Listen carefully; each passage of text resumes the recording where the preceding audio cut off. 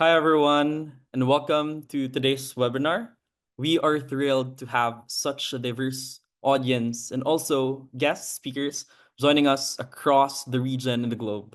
This gathering reflects the shared urgency and determination of individuals, communities, and organizations working together to confront the climate crisis.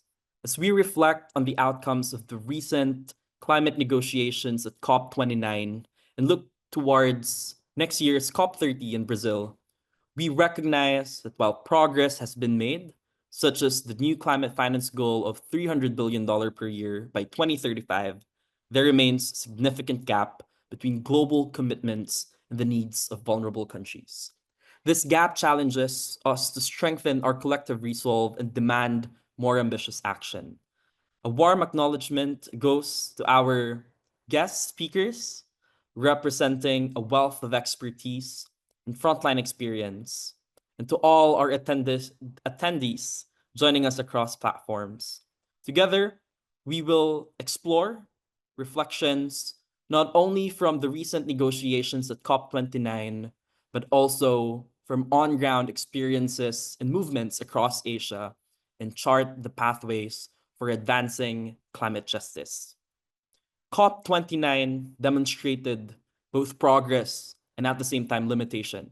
The finance goal marked a step forward, but still fell far short of the $1.3 trillion needed annually to address the climate crisis effectively.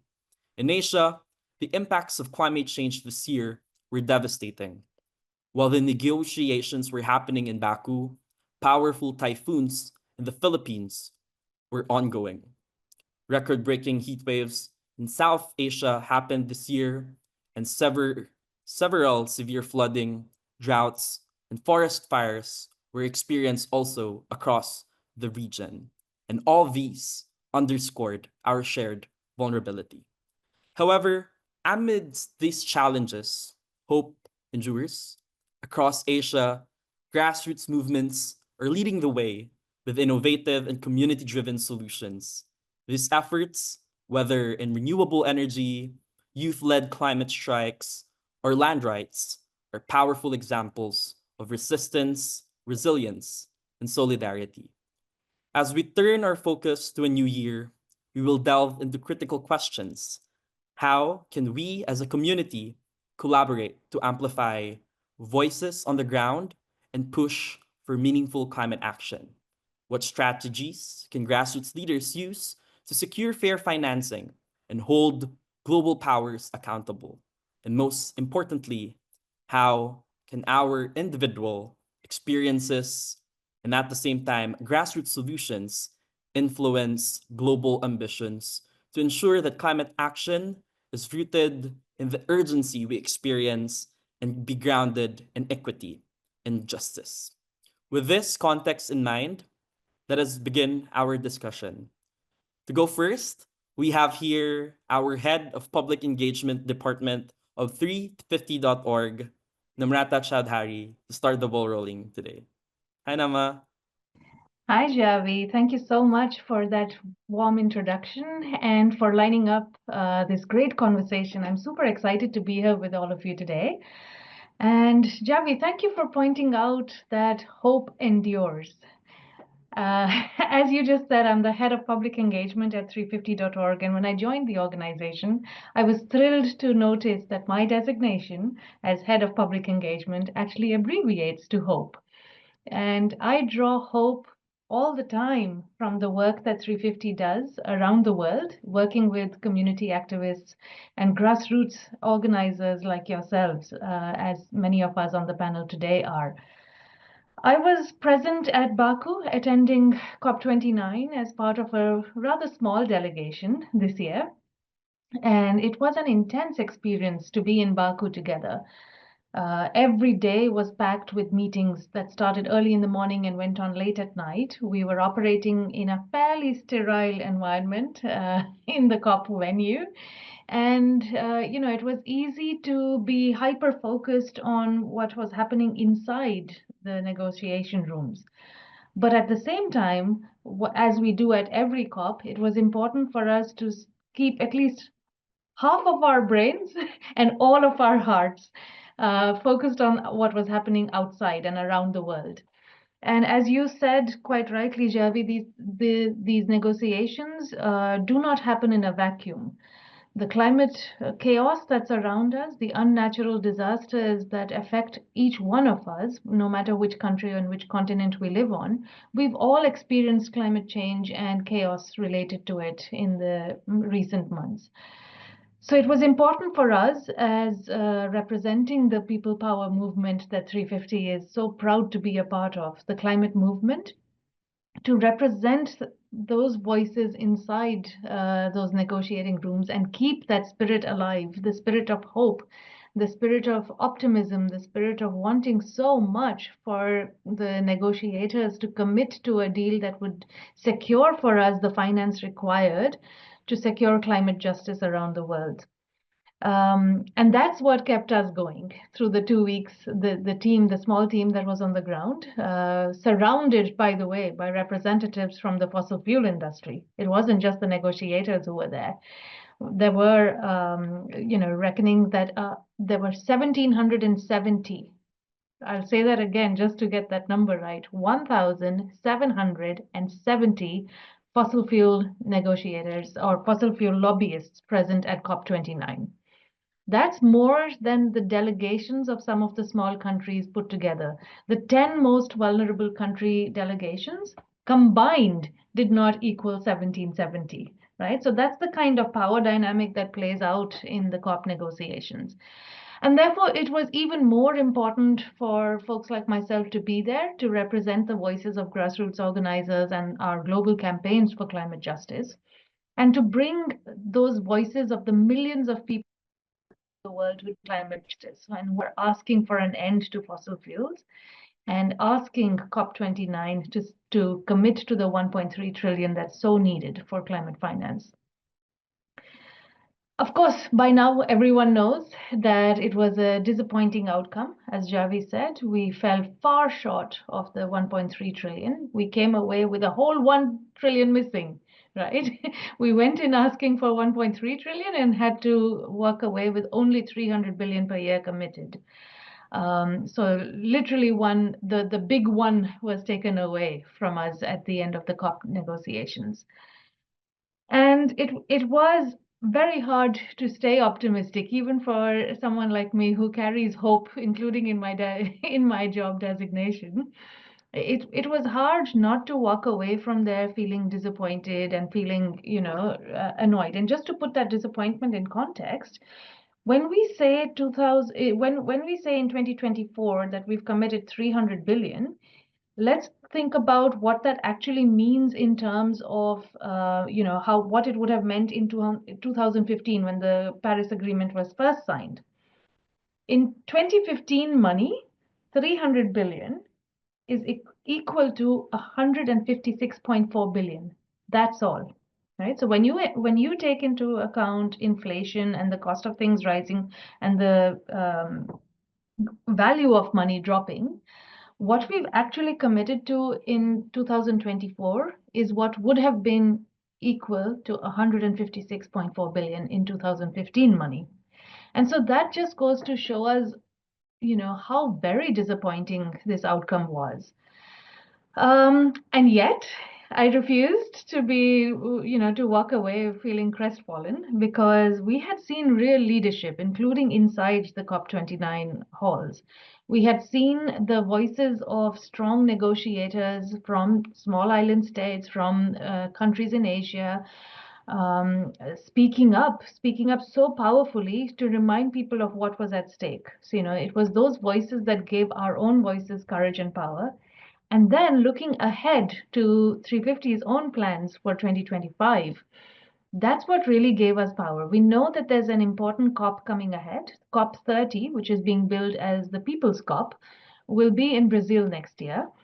And we are preparing, as I'm sure you're about to learn more, both on this webinar and hopefully as you stay engaged throughout the coming year, you'll learn more about how we're going to bring people power to the People's COP in Brazil. and how we are going to keep our vision and our sights set on securing the climate justice that is so desperately needed still. So yes, a disappointing outcome, and yes, to people power continuing to be strong and continuing to stay focused on what it is we need. But I'm passing back to you now, Javi, as I'm sure our other panelists are going to share much more realistic hope for us on what this will look like in Asia. Back to you, Javi. Thank you, Nama. Thank you for that very warm and at the same time, honest feedback and story about the outcomes of COP29 in Baku a few weeks ago. And it's truly resonating that, yes, indeed, we are here for the long run in terms of these climate negotiations, but also we have to acknowledge at the same time the great work that grassroots movements have been doing to pressure these global negotiations and global leaders to fill in and need to find solutions for the urgency of the struggles we have on the ground. For now, we will go into our different panelists from the different countries across Asia. We have first from Japan, Yohei Takata from Fridays Future Japan to share her reactive regarding the recent COP or share stories from on-ground movements in Japan. Yohei? Hi, good evening, everyone, and thank you for coordinating this meeting. And also thank you, Nema, for your important reflection on COP29. And my name is Yohei Takata. I'm a climate justice activist based on Fukuoka. Maybe you don't know, but it's the sixth largest city in Japan. So now I'm an undergraduate student of Kyushu University and majoring in civil engineering. Then I've been a member of Fight for Future movement for about 4 years. Through my activities, especially focus on climate empowerment and education in my city. And I'm very happy that I can represent the climate justice activists from our country. So COP29 was actually the third time for me to attend COP, and I participated in actions to push your government to fulfill their responsibility for climate debt. So today I'd like to talk about my perspectives on Japan's climate finance and NDCs. First, I'd like you to think about what you come up with when you hear the word Japan. And or who is the most responsible for the climate crisis? When we talk about the responsibility causing this crisis, you may think it was caused by Western white imperialism, but we are not the exception. Japan is the Asian country like you, but at the same time we are the global north and all responsibility. And first, I talk about in detail about climate finance in Japan. And Japan is actually the next two country that are to provide climate finance and transfer of technology. But at COP29, Japan says they have no money like other Western countries, but it's totally a lie. Yeah, because billions are used for fossil fuel finance. And Japan is the second largest public finance provider for fossil fuels, and especially in gas. We have the worst public finance share in the world, and spending at least 6.9 billion US dollars on oil, gas, and coal projects each year on average from 2020 to 2022. This figure, nearly 3 times higher than our finance for clean energy. And then they try to expand new gas projects in indigenous lands, and many people are kicked out of their family lands. And in many, many countries of Southeast Asia, what is called clean coal power plants, like clean coal or clean gas, are built. It's delaying the opportunity of them to introduce affordable renewable energy. And these monies are paid by our taxes, not in our name. And then they say they're standing for Global South so that developing countries can continue to use clean coals for further development. But there is still no such an abatement technologies to meet 1.5-degree goals.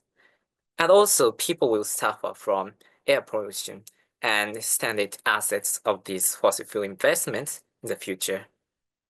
So these monies should divert it into real climate finance for community-based renewable energy, and it needs to be grant, not loans, because more than half of Japan's financial aid is loans.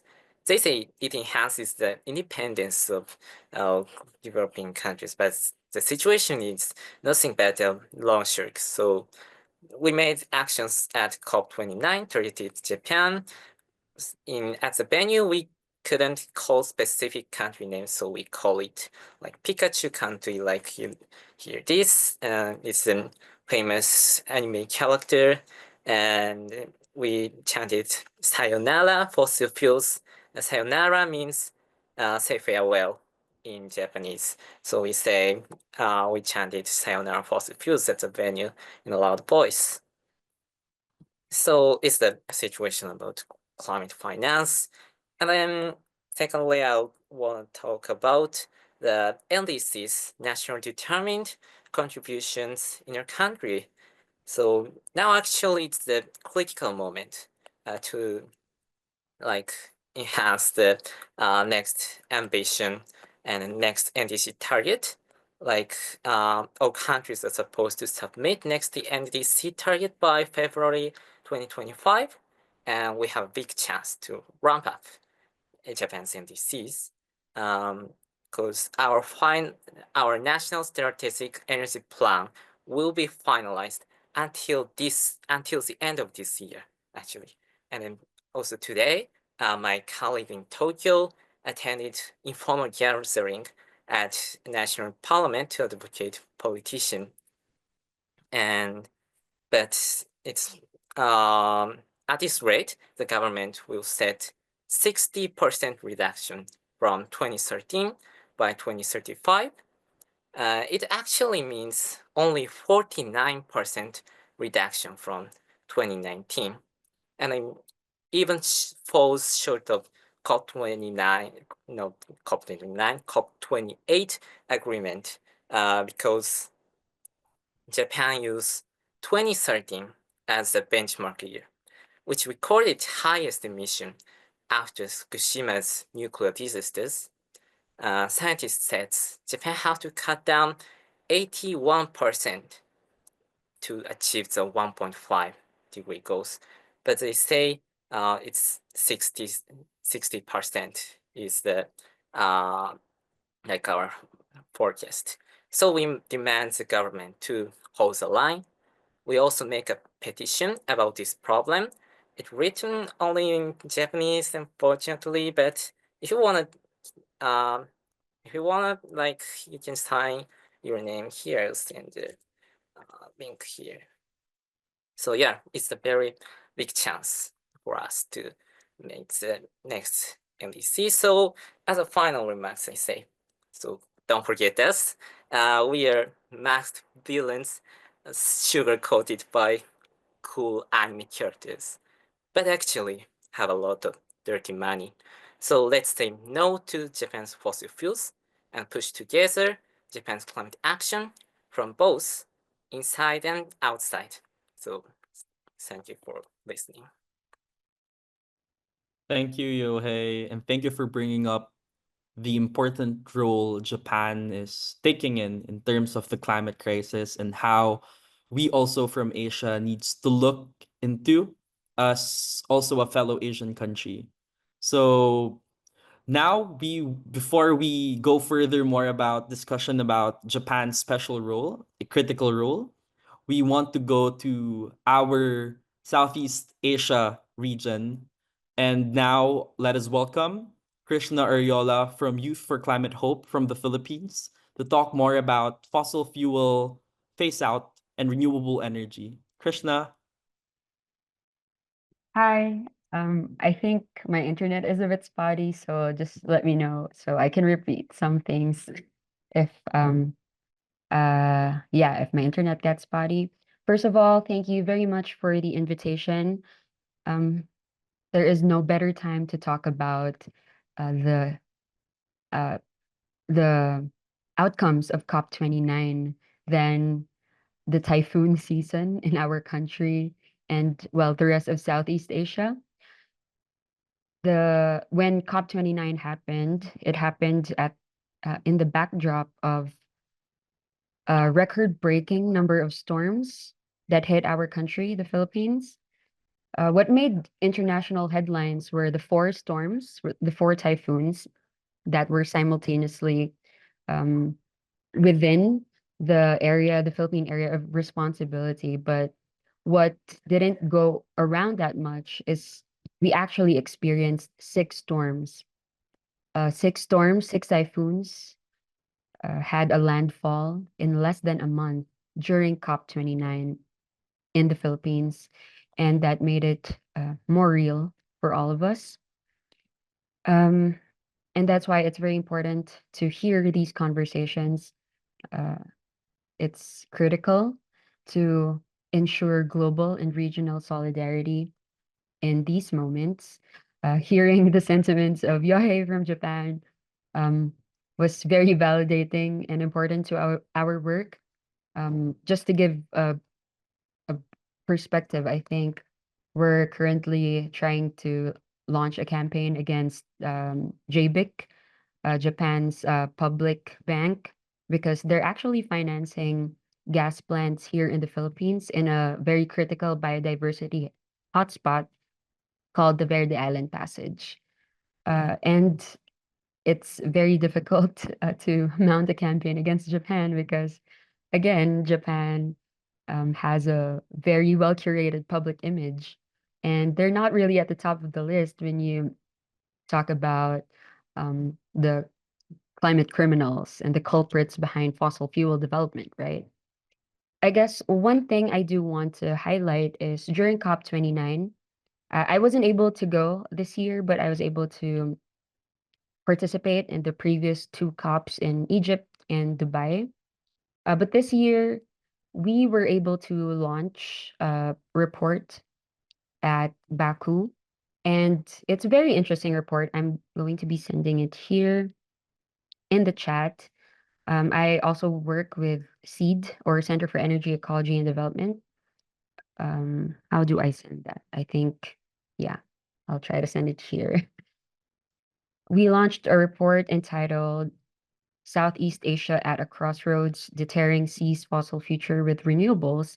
And there's a very curious finding that we were able to discover.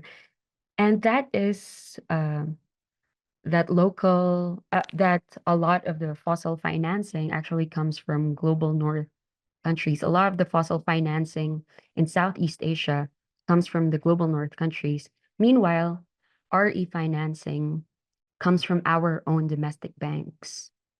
And that says a lot about how we as a region are actually seeing this crisis in the face and saying enough. But because of the market influence of global north financing and, of course, the fossil industry, it's very, very hard to push back against fossil fuels. And to contextualize that in our country and in the areas and communities that we work in, there's been a curious case of a revolving door of fossil fuels happening in the Philippines. Our power mix is primarily dominated by coal. It's 60% sourced from coal and around 10% from gas. But more recently, because of a coal ban, a coal moratorium in our country, that was won by grassroots movements. A lot of the big energy players in the Philippines transitioned towards gas. And of course, we were also trying to build a movement to stop it. Specifically, our organization, Youth for Climate Hope, our province was one of the areas where a certain company, San Miguel Corporation, switched their project from coal to gas. We were able to defeat that coal project in 2019, and then they switched it to gas in 2021, and then we were able to block it again in 2022. And then now, because they are unable to penetrate the policy development for fossil gas and LNG, these big energy players are now switching back again to coal. And it's been a while since our communities have, raised concerns about coal projects, but it was so inspiring to see that in the weeks actually leading up to COP29, we saw real climate leadership from the ground. A lot of big energy players tried to propose coal projects again in different areas in the country.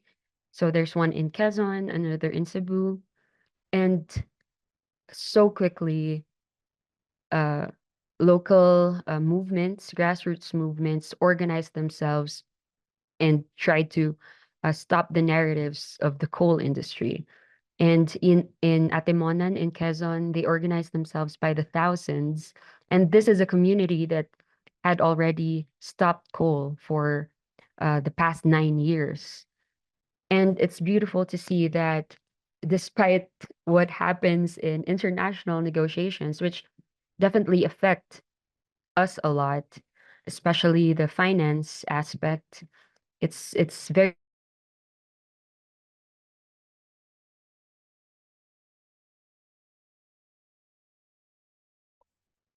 I think there's just a little bit of issues with Krishna's connection for energy now. transition that we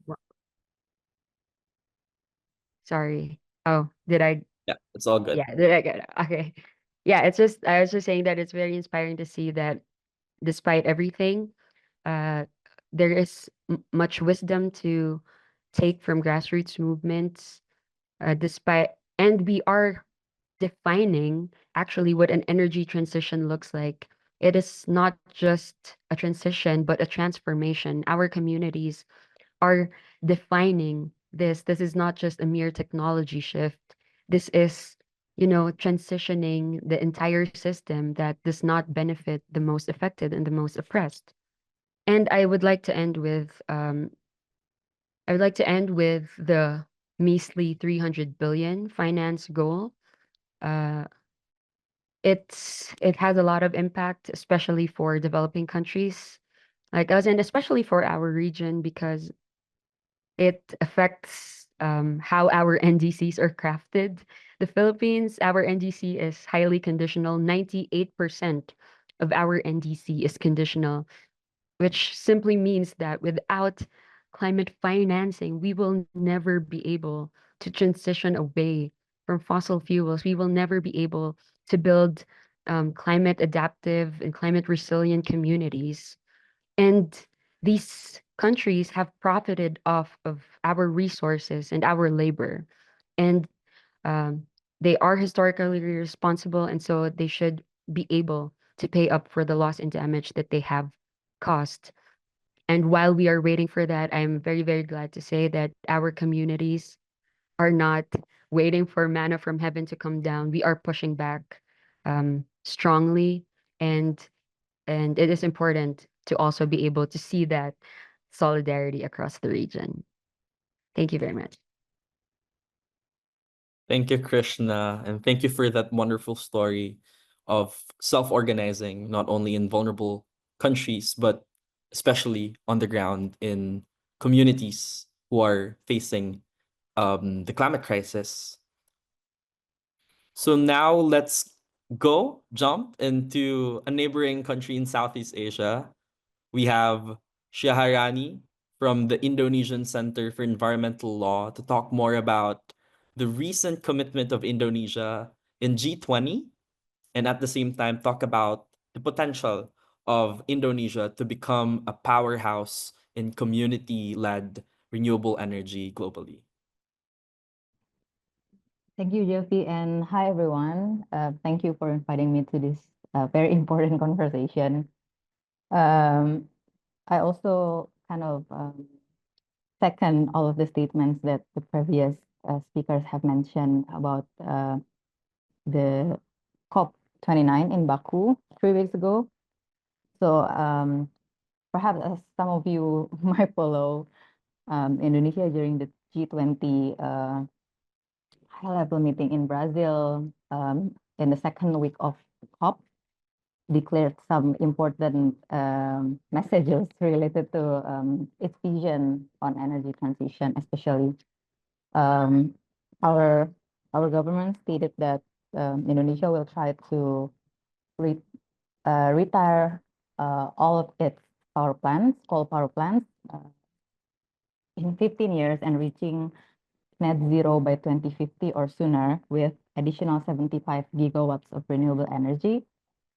And of course, as a country who is the biggest carbon dioxide emitter in Asian region, and obviously and definitely top 10 in Asia, these statements are big political signal coming from Indonesia, especially knowing that Indonesia is a big coal exporter and a very dominant coal dependent region, in which almost 80% of our electricity is powered by coal. If I can be optimistic about that statement, well, of course, as a civil society organization, and also as an individual who works on this issue, we really appreciate the way that the government pledge on this statement. So net zero by 2050 and also 75 gigawatts of renewable energy. And I think for Indonesian context, it's very important to follow up on these statements. And if I can be optimistic, the moments are there. So we have plenty of opportunities to actually follow up on that statement and demand the government to implement them. For example, the first and foremost is, of course, we want to see those pledges being reflected in our climate and energy policies. Right now, Indonesia is currently revising its nationally determined contribution, as other countries also doing right now. And other than that, Indonesia is currently working on revising its national energy policy. So both of these momentums are very critical and can be harnessed as an opportunity to actually translate the pledges that have been committed in G20 into reality, and to enable more participation from grassroots leaders in energy transition, especially. On top of that, I think another opportunity that can be highlighted and can be used by Indonesia civil society organization, in which ICEL and also 350 Indonesia are part of the coalition, of a bigger coalition, is Indonesia is currently planning on enacting a climate change bill. So the name is still climate change bill, but we want it to be like climate justice bill that we think will enable and push for stronger commitments from Indonesian government. And of course, as the next COP is branded as People's COP, tapping into these opportunities as Indonesia's progress and achievements in next COP will be very valuable. And we, of course, as a civil society, we are very keen and very much looking forward into pushing for more actions from the government leading to COP30. Why? Because, well, this is a quite challenging moment as well, since we know that especially for Indonesia, we have similar economy and perhaps social background with Brazil, who is going to be the next host of the COP. And in a more realistic way, our government is also focusing a lot on bioeconomy and bioenergy in the coming years. And that also align with what the Brazilian government has been doing for the past few years. And if civil society is not guarding these pledges and turning them into reality, a lot of challenging, a more challenging and we call false solutions policies will appear and gain political momentum in the next COP. So we would like to see if this opportunity can be maximized by civil society movement in order to actually put Indonesian government action in the right track, especially leading to the next COP. And as for the renewable, how Indonesia can lead by example, Indonesia has ample renewable energy potential, so more than 30,000 gigawatts, and almost 90% of those capacity are coming from solar. We already have a lot of samples and proof of concepts in the grassroots level, how the community establish and manage their own source of energy from renewable energy, and some are also assist and advocated closely by 350 Indonesia. This policy momentum and also pledge can actually provide rooms for stronger demand and campaign from the civil society movement to the government to make rooms for community participation in energy transition. Actually, civil society coalition Indonesia already pushed for community-based renewable in, for example, in the national energy policy revision process, and also in the second NDC recommendations that that civil society coalition Indonesia had give to the government in the development of the second NDC. And recently there is an opportunity, a big opportunity for policy reform to enable more rooms and participation from the community.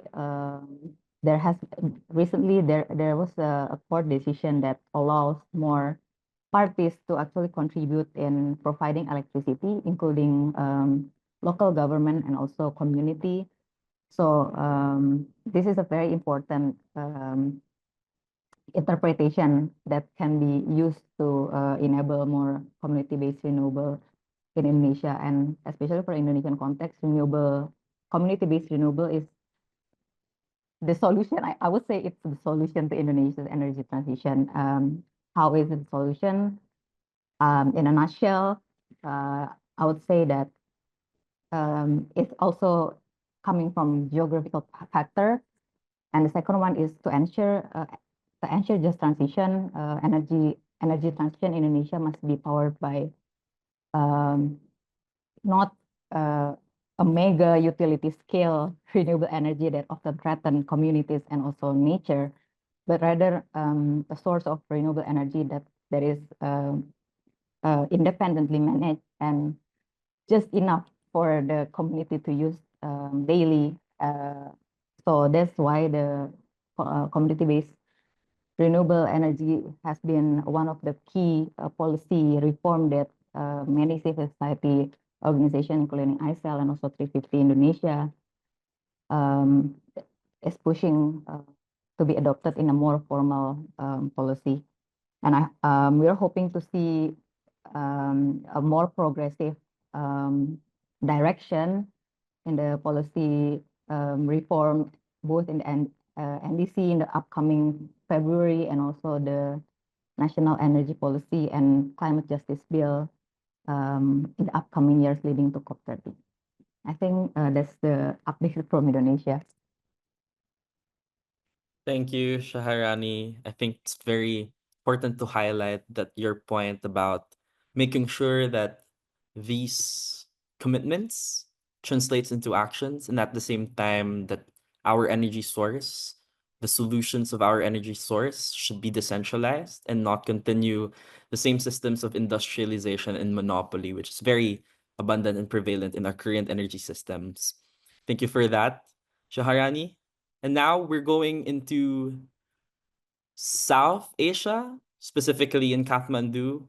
So we will hear more about the intersections of land rights movement in Nepal, and at the same time, how our land practitioners and land activists are also experiencing the effects of the climate crisis, and how are they also calling and demanding for climate justice. So we welcome Jagat Deuja from Community Reliance Center from Nepal. Thank you, JB, for this wonderful opportunity. And good evening, everyone. I'm speaking from Kathmandu, and Kathmandu is very cold. And I also got the deep cold. Maybe so. I'm a land rights activist and facilitating the land movement in Nepal. I'm closely working with landless sharecroppers, also the agricultural laborers, and for the smallholders. So I was not in Baku.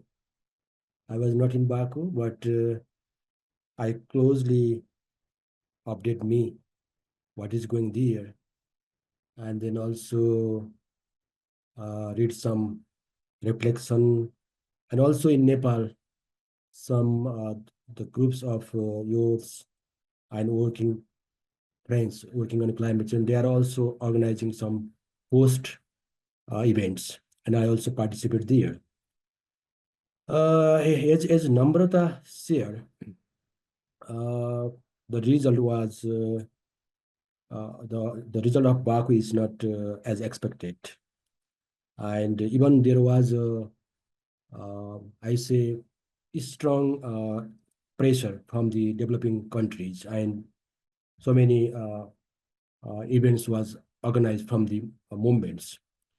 From that experience, I think what we discussed today, without the strong movement, a kind of a regular movement, we cannot achieve our goals. And the issue is not only to getting finance from the developed country to developing countries. Also, if you see within a countries, there are so many challenges to have access to those resources from the vulnerable peoples. So that is my preliminary reflection. And let me share some context of South Asia first.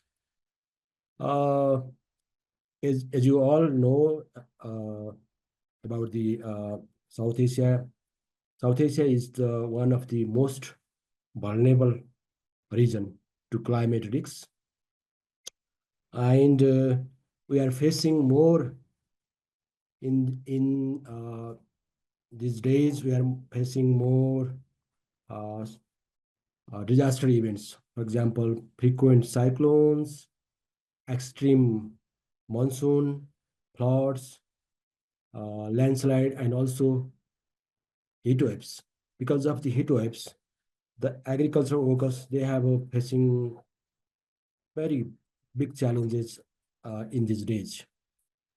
And if you see the data of last 2 decades, more than half of South Asians people were affected by one or more climate-related disasters. So we are in very kind of risk situation.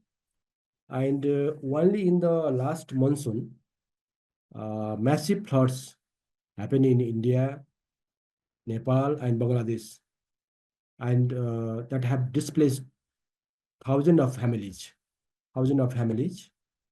And as you know, Nepal is located in the Himalayas, and is warming faster.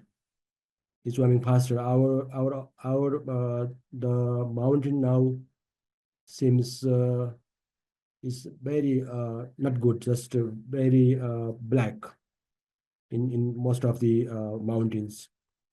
And because of the warming is going very faster.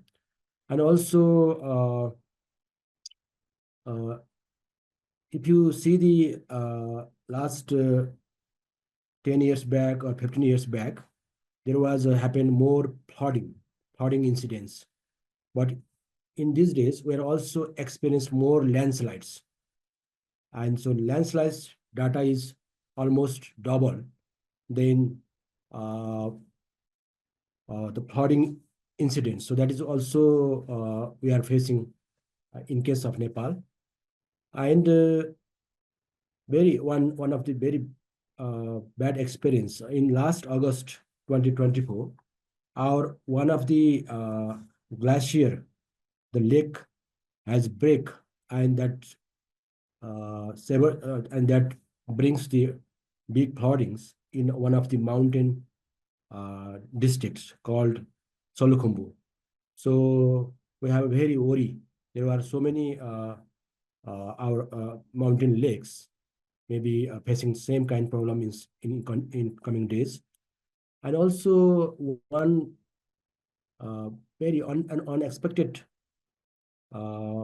incidents we observed in Kathmandu. Just in last October. October is our festival seasons, and almost the monsoon is gone in August. But in October, there was a big flooding happened in Kathmandu, and we lost more than 200 people life, and affected around 8,000 households. So these are the so my means is we are facing unexpected incidents of disaster in every year, and because of this, the impact goes more to the vulnerable peoples. Those are the landless or agricultural laborers, or even the agricultural sector is also massively impacted. That is the context I highlighted.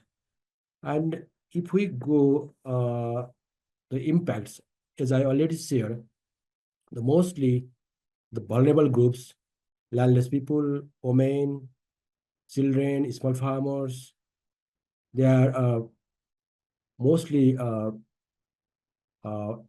affected from the disaster. And also they are not contributing for the greenhouse gas emissions, but they are facing more challenges. That is the reality. And because of the, I'm mostly working with the landless peoples and sharecropper peoples, and because of the insecure tenure, they are also facing more challenges. They have a problem to have a access for the government subsidies, and also many of them, they don't have a citizenship card. So because of that, they are also remaining more vulnerable. And our agriculture sector is also our largest economic sector, and 2/3 our population engaged in agriculture. But in recent years, the agriculture sector is also badly impacted, and because of the climate change, the temperature is rising, and also monsoon is delayed. The rainfall is very uncertain. So we are also experiencing the drops. After the earthquake, we are also losing many water sources as well. So this has led declining the productions, and people are suffering much. These are the context, and I think there is no way to make responsible to the developing countries without the strong movement. And in my opinion, only the civil society initiative is also not enough. We have to reach that vulnerable peoples, and there are so many movements, and which is also led by the grassroots leaders. Those are also belongs vulnerable communities. Maybe we have to link our efforts with the ongoing movements, mainly we say social movements, and the COP30, which is going to be held in Brazil. As I informed, the Brazil is very strong for the social movement and mobilization. I think if we collaborate, I know the one strong group called MST, which is the big movement, and then we have to mapping those kind of movements, and we have to work together with them, and we need to continue our efforts beyond the COP, and we able to achieve. And one another thing which I already shared, also required to bigger mobilizations within a country to make our government responsible. We have a few projects implementing under this climate financing, but that is not really reach to the vulnerable communities, and not mobilize those resources in the causes, just for goes for superficial things. So we need to also discuss on that issues. Thank you so much. Thank you, Jagat, and thank you for highlighting the need for collaboration and intersections when we're talking about climate justice and solutions, especially in international negotiations. So thank you for those reactives, and thank you for those insights from our panelists. For now, we'll go back into the discussion or some questions we have for our panelists. So first, let's go to Nama to talk and ask more about what we can expect for COP30 and what can we do in grassroots mobilization. So Nama, how can we leverage grassroots movements with the current outcome of COP29, which you highlighted was quite disappointing, and you also highlighted that COP30 can be an opportunity for people from different walks and intersections of the movements can come together to have a better outcome in terms of climate finance commitments. So how do we leverage that as people from the ground experiencing that realities, moving forward and preparing for COP30 next year in Brazil? Javi, thank you so much for having curated this panel because the answer has been evident through the conversations we've had already. When we hear and pay attention to what each of the panelists have said today, the answer becomes crystal clear, right? We've got voices like Yohei's from Japan reminding us that it needs to be public finance. We've got the youth movement from the Philippines reminding us, like Krishna said, of what the reality on the ground is. Siharani has shown us how critical this is. And then Jagat has reminded us so perfectly that it needs to be organizing at a grassroots level. We cannot rely on civil society as a large, detached body almost. To think of it in the abstract is not what's required. Right now, as Jagat was saying, we need to be focused on making sure that this is a question of justice, that the justice element of our campaign mustn't get ignored. When we talk about decentralizing renewable energies, not feeding into the playbooks of the same monopolies and the same industrial architecture, when we talk about organizing and creating another wave of pressure, and this is what we in 350 have been gearing up towards. We're organizing a training in April of 2025, which will bring together climate leaders from around the world and not just connect them to each other and inspire them or have them be inspired by each other. And that's the power of collaborating on a scale like this, but also giving them that shared vision of what's expected, what to pressure for, and a clear strategic direction for how we arrive at securing that climate finance that's required. All right, so for us to mobilize at scale, for us to make sure that no one gets left behind, for us to stay connected with the people who feel these impacts most immediately, and then for us to make our voices heard in the right forums, in the right venues, at the right government and political intra-governmental spaces. There are lots of opportunities coming up in the year ahead.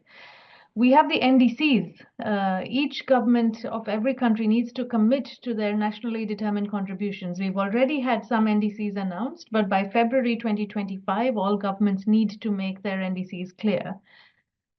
We all have a role to play in pushing our own governments to commit to more ambitious, secure NDCs, right? So those opportunities, it's for us as the climate movement to join our forces, to utilize all of the resources that we have and then some, right?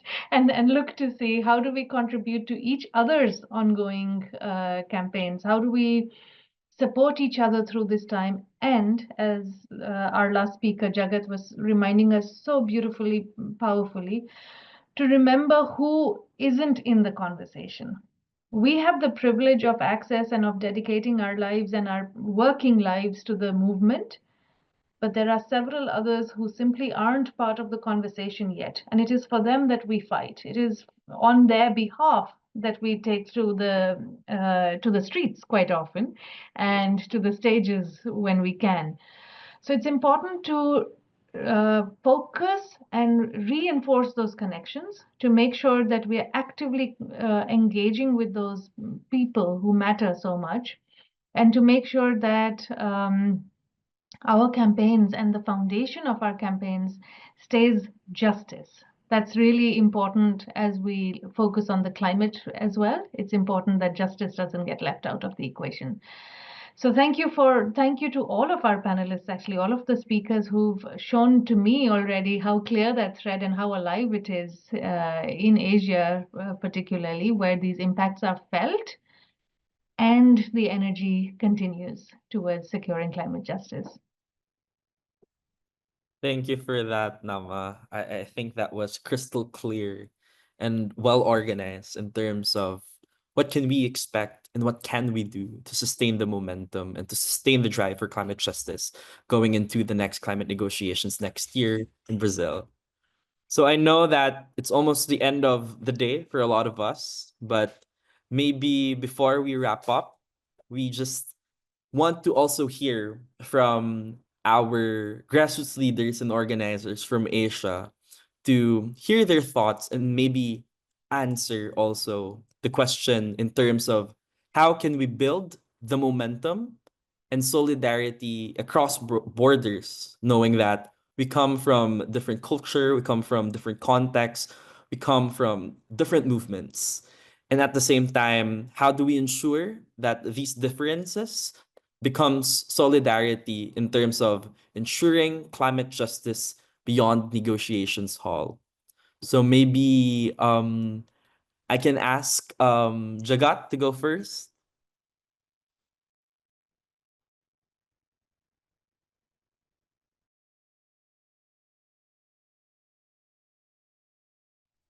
You are asking me? Yes, sorry. Okay.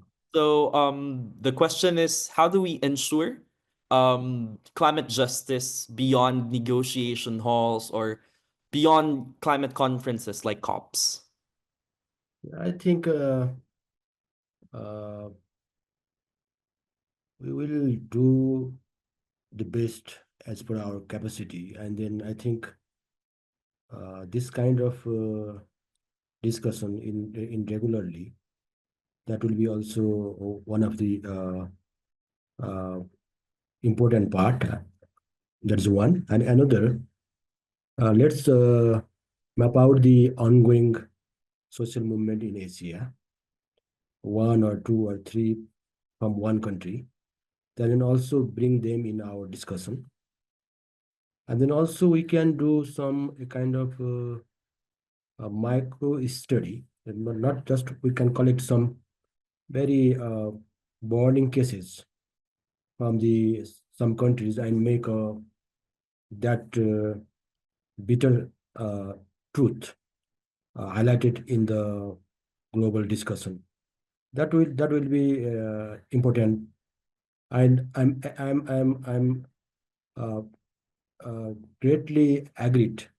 We have to do something differently and strong uh, outside the uh,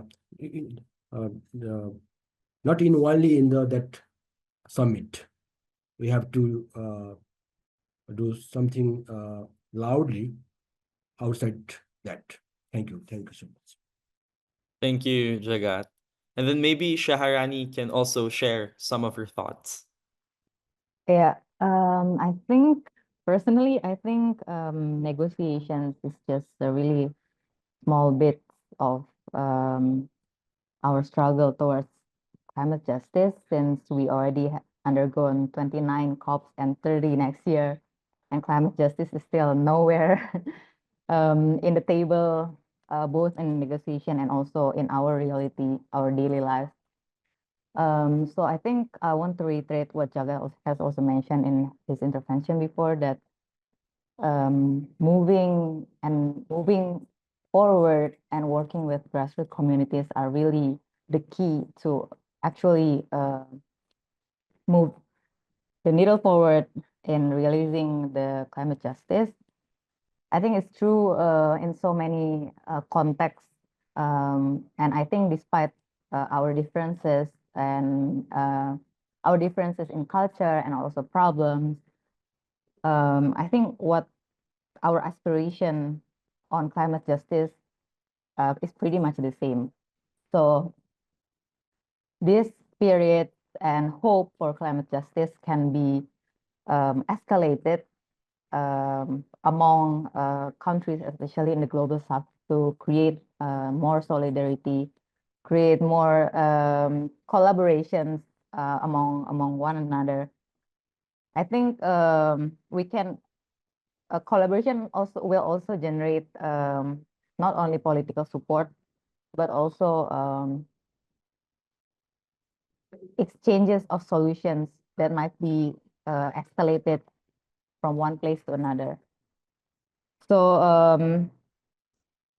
I hope we can, especially leading to COP30, we definitely would like to see more collaborations and voices within the global south communities and grassroots movements.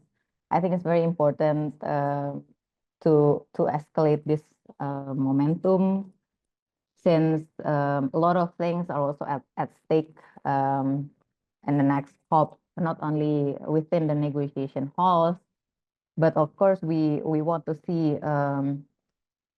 stronger actions from our government in regards to climate change, and how their steps in tackling climate change doesn't leave anyone behind, especially the most vulnerable ones. I think that's my closing. That's my thought. Thank you, Shaharani. And then maybe we can also hear from Yohei and then finally from Krishna. Yes, yeah. I also think like negotiations just a text and have no legal power, as long as they are not reflected on national and regional level. So that the most important part is our struggle in the grassroots level. So even if it's a bad result in the COP, it doesn't matter our daily activity. And also we can use the international agreement to reinforce and push pressure to the transition. And also I think like we're here like many people and we are so connected. So I think it's also important, and we can make the connected movement and united movement. And I'm also grateful like if we can collaborate together in some projects like you're struggling any fossil fuel problems related to, for example, Japanese projects, like tell me anything and we can fight together from each countries. And it is more like bigger movement compared to like only national or regional movement, I think. So it's important to unite and fight from grassroots everywhere. Thank you, Yohei. And Krishna, some thoughts? I agree with all of our panelists here. Thank you for sharing your wisdom. I think there's been a lot of talks, about solidarity and collaboration all the time. We hear it all the time, right? And something that always crops up is, inclusion and representation. And I think one thing that we should highlight is, it should not only be inclusion, but centering the most vulnerable and the most oppressed, those at the margins should not only be considered to be included, but these voices and these realities are what we should center, because this answers the question, who are we doing this for? And with that, I would also like to highlight, I think, what I have seen in the years that I have been working and moving as an activist. It is that we need a lot of courage. It's okay to be afraid. It's okay to rest sometimes. But yeah, if we need to bottle up that courage for another day, for a rainy day, that's fine. If we need to borrow courage from others, if we don't have it, for today, that's also beautiful. But yeah, I think in moments like these, in times of crisis, we should always remember that courage multiplies. Courage is contagious. Um, Courage is what will bring us forward when we feel stuck. Courage is what will, help us think outside of the box when we feel like um, all the paths have already been taken. What else can we do? How else can we enliven this movement and, reanimate our spirit to fight for what's right and bring that courage forward? So one thing that I always tell myself when these things seem too big for any of us to confront is that much is required of me because much has been done before me to get here. I think this is what we owe each other. We owe each other courage. And as long as we have it, um, they will never um, kill the idea and the spirit that our ancestors and the present generation is continuing to carry forward in the fight for climate justice. Thank you, Krishna. And I know that there's still a lot of questions bugging our audiences, and at the same time, we want to further the conversations, but also it's almost the end of the day for almost everyone. And at the same time, as what Krishna highlighted, rest is very important. So we also want to first seek and share our gratitude and thanks to our panelists for taking time and for showing up to share their personal insights and at the same time their wisdom in the movement. And as we move forward, it is clear that Asia's grassroots leaders and grassroots movements are not waiting for international agreements to pave the way. They are building already the power from the ground up and driving solutions that are just, equitable, and at the same time sustainable for all of us. And now is the time to strengthen that solidarity across borders and share strategies, ensuring that the voices of those at the front lines are at the heart of global decision making. So again, thank you everyone for joining us tonight, and thank you for showing your solidarity.